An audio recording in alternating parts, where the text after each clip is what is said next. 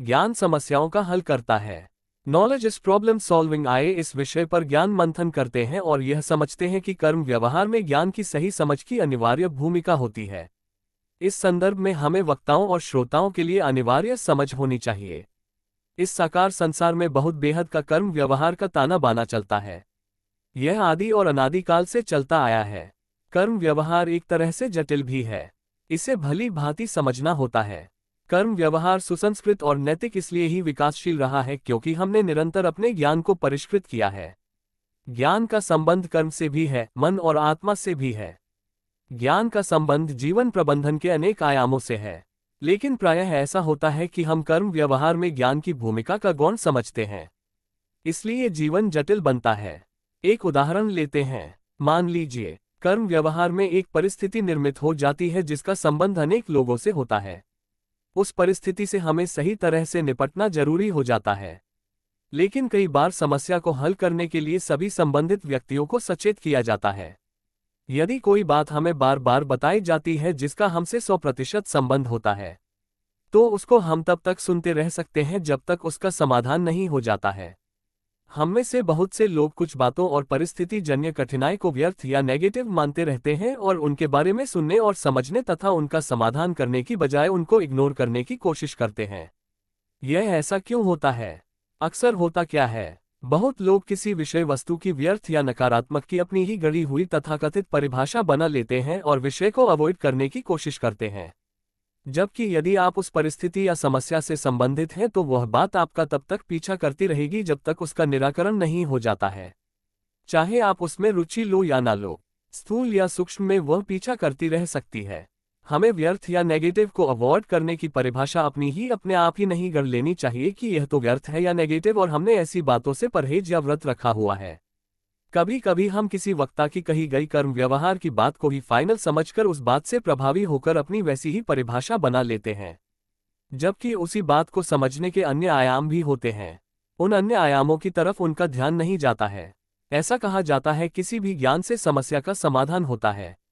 Knowledge is problem solving. लेकिन ज्ञान होने के बावजूद भी समस्या का समाधान नहीं होता है। तो ऐसा ही समझा जा सकता है कि या तो ज्ञान ठीक नहीं है या ज्ञान को समझने और समझाने का तरीका ठीक नहीं।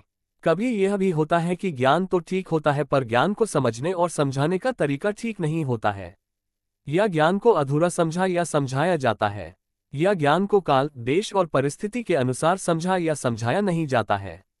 इसका सीधा यह अर्थ होता है कि इसकी जिम्मेवारी ज्ञान समझाने वाले अधिकारियों, वक्ताओं पर आता है। ज्ञान अगर समस्या पैदा करता है तो ज्ञान समझने वालों पर कम और ज्ञान समझाने वालों पर ज्यादा सवाल उठता है। कृपया ध्यान रहे कि यहाँ हम उन वक्ताओं या ज्ञान समझाने वाले अधिकारियों की बात कर रहे हैं जो आध्यात्मिक या मनोवैज्ञानिक ज्ञान या नैतिक ज्ञान देने वाले शिक्षक प्रशिक्षक हैं। इस अर्थ में शिक्षक भी एक प्रकार से वक्ता होते हैं, वक्ता भी एक प्रकार से शिक्षक होते हैं। खैर, इस विषय के कई विस्तृत पहलू हैं। हम यहाँ केवल कुछ ही बातों पर संक्षिप्त में चर्चा कर रहे हैं।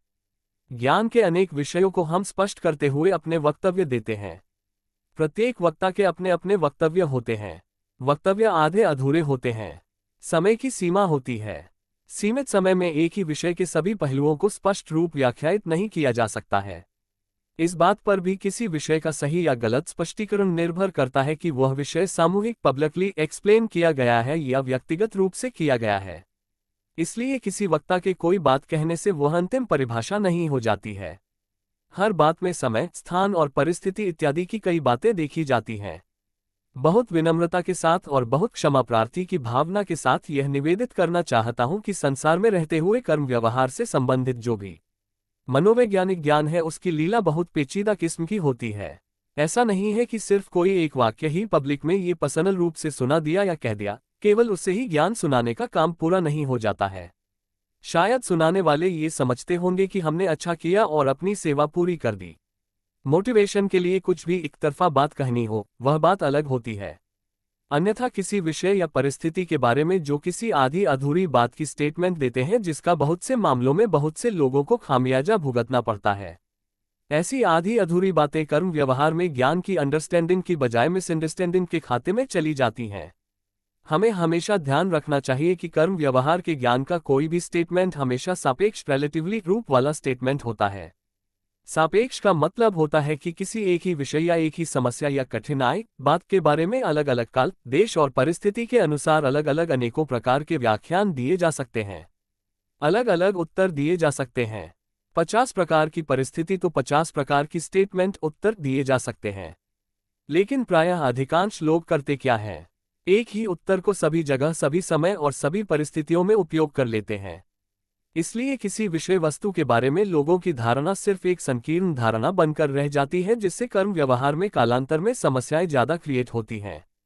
यही कारण होता है कि कर्म व्यवहार जगत में ज्ञान सुनाने वाले और सुनने वाले का कार्मिक खाता घाटे में चला जाता है। इसे भी कर्मों का गहन गति कहा जाता है।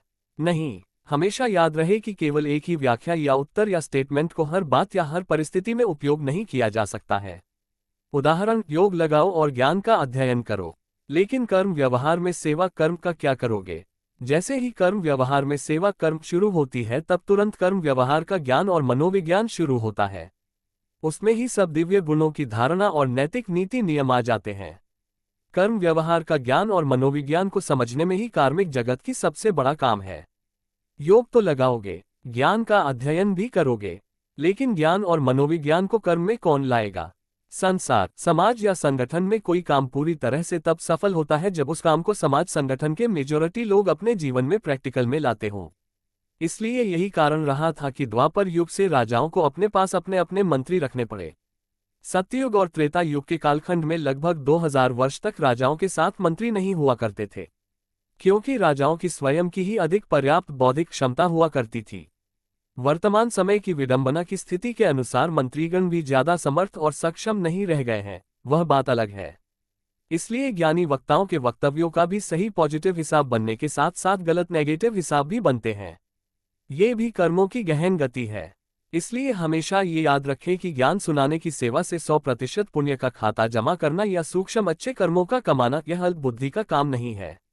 ज्ञान के द्वारा सेवा करने के लिए भी आत्मा की शक्ति, साइलेंस की शक्ति, विशाल बुद्धि की बौद्धिक शक्ति, परखने की शक्ति, निर्णय करने की शक्ति, कैचिंग शक्ति, ज्ञान सुनाना और सुनना, विश्लेषण करने की योग्यता और मन की गहन गतिविधियों के काम करने की ज्ञान की शक्ति इत्यादि का मिलजुला स्वरूप होना चाहिए।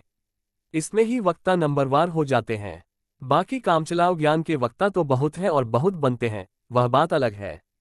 वह भी ड्रामा अनुसार बनते हैं, उन्हें बनने दें, वे भी बनेंगे। वे कुछ इस तरह से ही बनते हैं जैसे शायद आपने बरसात के मौसम में एक मेघ को देखा होगा। वह कभी संगीत के विद्यालय म्यूजिक अकेडमी में म्यूजिक सीखने नहीं गया, उसे संगीत का कुछ भी क, ख, ग पता नहीं है, पर वह भी अपनी आवाज से संगीत सुनाने लगता है और बड़ी ही लयबद्धता से सुनाता है।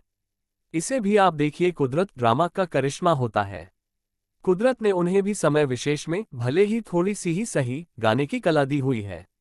खैर, लेकिन चूंकि हम मनुष्य हैं, हमें ये समझ है, हमें ज्ञान और लोगों के वक्तव्य देने की गुणवत्ताओं की समझ तो कमोवेश होनी ही चाहिए। पुराने जमाने में आध्यात्मिक ज्ञान को पढ़ाने या सुनाने वालों की विद्वता का विधिवत अध्ययन हुआ करता था। तब उन्हें ये प्रमाणित किया जाता था कि आप में यह आध्यात्मिक निश्चित प्रकार की विद्वता है और अब आप आधिकारिक रूप से अन्य लोगों को इस विद्या को सिखाने और पढ़ाने के अधिकारी हो। आजकल भी वह सिस्टम कहीं कहीं लागू है, पर वह सबके लिए सब जगह नहीं है। आजकल तो संवैधानिक रूप से सभी अपनी अपनी बात कहने के लिए स्वतंत्र हैं। इसलिए आजकल हर कोई अपना अपना आध्यात्मिक ज्ञान सुनाने के लिए स्वतंत्र है, हर कोई वक्ता बनने के लिए स्वतंत्र है। इसलिए सभी वक्ताओं को ये ज्ञान होना चाहिए कि पूरी वस्तुस्थिति, व्यक्ति, समय और परिस्थिति और अपने वक्तव्य के त्रिकालिक परिणाम को समझे बिना सिर्फ अल्प बुद्धि से ही ज्ञान की बात सुना देने से भी विकर्म बनने की भी 100% संभावना रहती है, क्योंकि वह अल्प ज्ञान अलग अलग परिस्थितियों में किसी व्यक्ति को लाभ पहुंचाएगा और किसी व्यक्ति को नुकसान करने वाला होगा। जो कर्म व्यवहार का मनोवैज्ञानिक ज्ञान सार्वजनिक रूप से कहा गया होता है, यह जरूरी नहीं होता कि वह सभी को व्यक्तिगत रूप से उनकी व्यक्तिगत स्थिति परिस्थिति के अनुसार ठीक सटीक ही हो। कुछ वक्तागण इस बात को जानते भी होंगे, इसलिए वे ये जानते हुए और ज्ञान का वक्ता बनते हुए विनम्र रहते भी होंगे। लेकिन बहुत से वक्ताओं को इसका पता भी नहीं होगा। यह मानकर चले कि कर्म व्यवहार जगत में ज्ञानवाचक या ज्ञान प्रवक्ताओं को कम या ज्यादा का नफा और नुकसान होता है। यदि स्थिति यही चलती रही तो यही होता रहेगा। ऐतिहासिक साक्ष्य ये बताते हैं कि समाज सुधारकों को, जिन्होंने सामान्य जनता को समय और परिस्थिति के प्रति जागरूक करने के लिए अपने अपने समय में अपने प्रकार के वक्तव्य दिए, उसके उन्हें कुछ नुकसान भी और कुछ नफे भी भुगतने पड़े। ये भी समझ ले कि केवल एक परमात्मा के वक्तव्य ऐसे होते हैं, सदा सर्वदा सटीक और काल, देश और परिस्थिति के अनुसार सटीक होते हैं। बाकी सभी वक्तव्यों में काल, देश और परिस्थिति के अनुसार विस्तार और विश्लेषण या संश्लेषण करने की जरूरत हो सकती है। वक्तव्य के दूसरे पहलू को भी समझ ले। वह पहलू है योग, राजयोग या मेडिटेशन का पहलू। वह पहलू बिल्कुल अलग प्रकार का है। यदि राजयोग योग के शिक्षण और प्रशिक्षण के बारे ज्ञान देने या विधि सिखाने की बात हो तो वह बात दूसरी होती है। उसमें कर्म व्यवहार जगत का अधिक ज्ञान देने सिखाने की अधिक आवश्यकता नहीं होती है। इसलिए ज्ञान के वक्ताओं और प्रवक्ताओं को भी सचेत सावधान रहना चाहिए। ज्ञान के श्रोताओं को भी सावचेत सावधान रहना चाहिए। ज्ञान सुनाने वालों और ज्ञान सुनने वालों दोनों को ही अपने ज्ञान, प्रज्ञा और बुद्धिमत्ता को अधिक से अधिक बढ़ाना पड़ेगा। ज्ञान सुनाने वालों को अपने ज्ञान को अधिक से अधिक आयामों को सामने ध्यान में रखते हुए कर्म व्यवहार का मनोविज्ञान सुनाना चाहिए। ज्ञान सुनाने का ढंग ऐसा होना चाहिए जिसमें सापेक्षता का ध्यान रखा गया हो। सुनने वाले श्रोताओं को भी अनेक आयामों में ज्ञान को समझना चाहिए। तब ही सही मायने में वक्ता और श्रोता में मेल बैठ सकता है। वरना वक्ता कुछ भी ज्ञान सुनाते रहते हैं और श्रोता कुछ भी ज्ञान समझते और सुनते रहते हैं। ये सिलसिला अंतहीन कंटिन्यूम की स्थिति बनकर चलता रहता है। लेकिन फिर भी कर्म व्यवहार में कर्म और गुणों का परनाला वहीं की वहीं बहता रहता है। राजयोग या योग सिखाना अलग बात है। उसमें कुछ खास विद्वता की आवश्यकता नहीं होती है। उसमें कम ज्ञान से भी काम चल सकता है। लेकिन दूसरी ओर कर्म व्यवहार और जीवन के मनोविज्ञान या दिव्य गुणों के ज्ञान की बात अलग है। कर्म व्यवहार जगत में अधिक से अधिक ज्ञान की बौद्धिक समझ जरूरी होती है। कर्म व्यवहार में आने वाले सभी प्रकार के ज्ञान को समझाने या उस पर व्याख्यान देने के लिए एक निश्चित प्रकार की विद्वता अनिवार्य होती है। कर्म व्यवहार का मनोवैज्ञानिक ज्ञान सुनने और सुनाने के मामले में बहुत ज्यादा अवेयरनेस, जागरूकता की आवश्यकता है। खैर, यह विगत 35 वर्षों का सार्वजनिक और व्यक्तिगत एक प्रैक्टिकल ऑब्जर्वेशन है।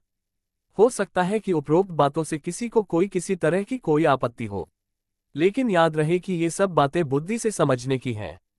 फिर भी इसे हमें सहजता से लेना भी है और सहजता से समझना भी है। इसमें यदि किन्हीं मित्रों को कोई स्पष्टता चाहिए हो तो वह स्पष्टता ले सकते हैं। स्पष्टता लेने वाले यह अवश्य ध्यान रखें कि स्पष्टता लेने और देने के लिए एक निश्चित समयावधि और एक निश्चित प्रकार की बौद्धिक योग्यता एक क्राइटेरिया के रूप में अनिवार्य है। Take it easy, keep yourself psychologically and spiritually up and updated. Thank you.